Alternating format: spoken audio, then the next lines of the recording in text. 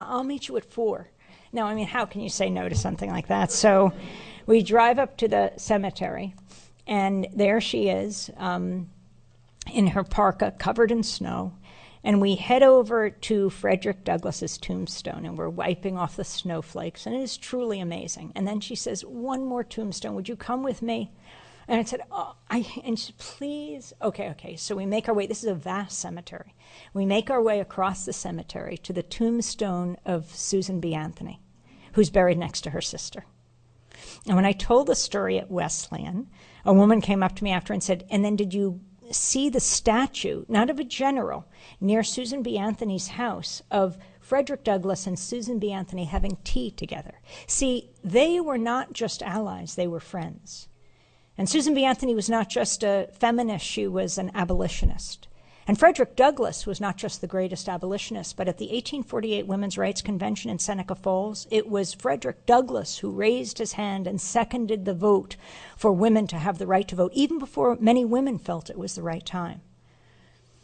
The women's rights movement, the abolition movement, the modern day women's movement, the gay and lesbian movement, the trans movement, the environmental movement, the anti-war movement, these are the movements that have made this country great. And so I race off to the airport and miss my plane.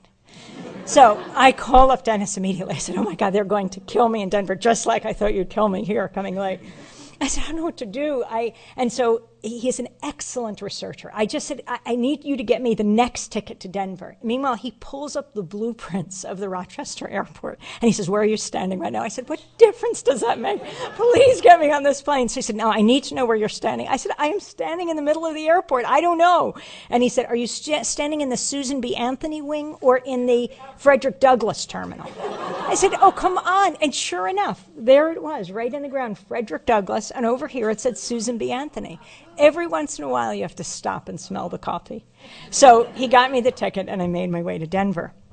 But these movements, we need a media that covers these movements and accurately tell us how movements make history, like Rosa Parks. And you might say, "Oh, please, I mean, we're at Dartmouth. We know the story of Rosa Parks, and every elementary school kid knows the story of Rosa Parks." But the media doesn't seem to know the story of Rosa Parks. I mean, yes, the basic outline, December 1st, 1955, she sits down on the bus in Montgomery, Alabama, refuses to get up for a white passenger, and in so doing, she stands up not only for African Americans, but for everyone. A few days